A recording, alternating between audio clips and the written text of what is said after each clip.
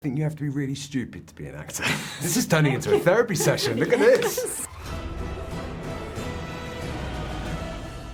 So when you read a script and you're like, okay, I'm going to be invisible. Yeah, it's the Most dream. of the time. It's the dream. Right? For an actor, it's you get to be in a movie, but not actually be in a movie, and everyone talks about you the whole time. And you get paid. What could be better? Do you need new skill sets for that? I think I do. I had to work extensively for about 1.5 years to learn how to be invisible. It never quite worked. It was so much fun. Are you okay? Someone sitting in that chair.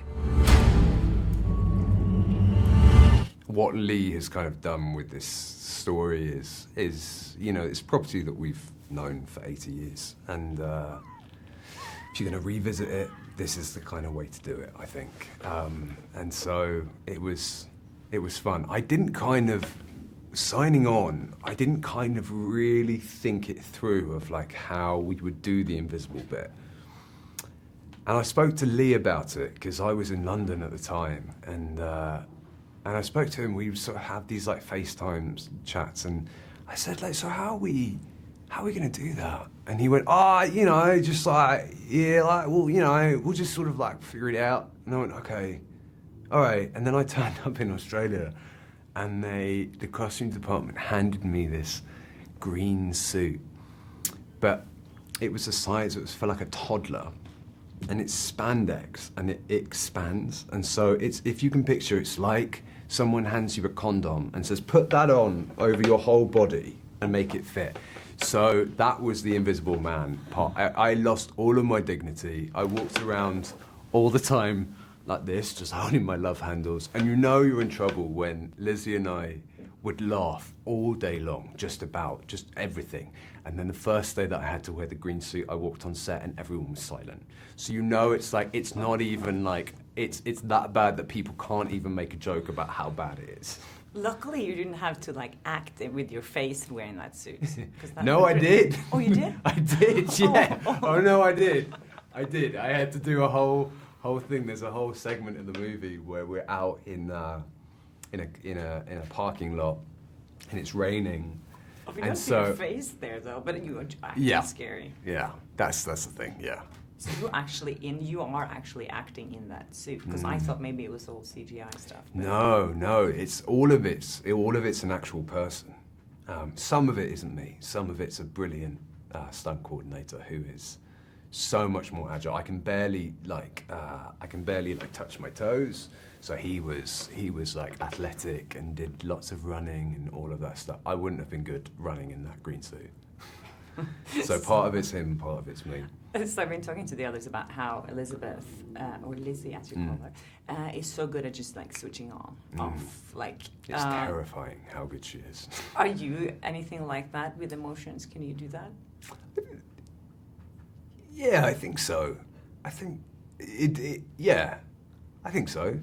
I learned a lot from working with her, that there's such a degree of trust that she has with herself. And it's not arrogance or anything like that, or anything like inflex. She just has this kind of innate confidence with her ability that when you get rid of any kind of like voice in your head that makes you sort of doubt, you are able to kind of switch in and out of stuff. I think that I'm quite an emotional human being, so I find it very easy to kind of access that stuff. You have to be when you're an actor. You have to. I don't think you have to be. I think you have to be really stupid to be an actor to come and do this job. It's kind of insane, because you are, you know, a lot of actors are very vulnerable, and then you throw yourself right into the limelight, and it's the dumbest thing you could do if you're that sensitive. But it's great. The acting part is so rewarding and so incredible. So how do you deal with that other part then, if you're so sensitive? Do you never look at stuff, Google stuff about yourself, or no comments? Or?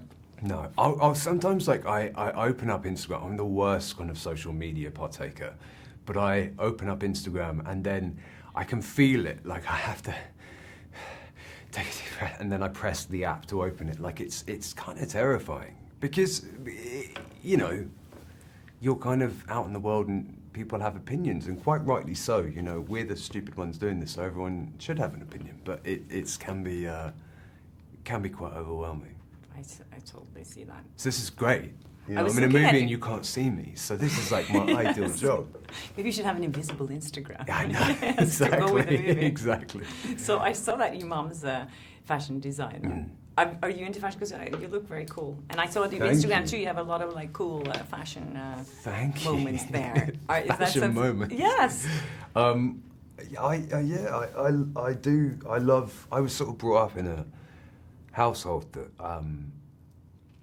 it wasn't about sort of fashion. It was just, we were sort of my sister and I were around clothes and fabrics and shapes, and so understood that from quite a young age. And when you appreciate the craftsmanship of, you know, how stuff is made, and I definitely feel a love for clothes and what they can do. My mum used to always say, she's disabled and you know, but was a fashion designer, and she used to say, you know, you have to wear clothes that make you feel confident. And it's kind of incredible what clothes can do in that way. So I definitely utilize that. I love them. I think there is something beautiful about certain clothes.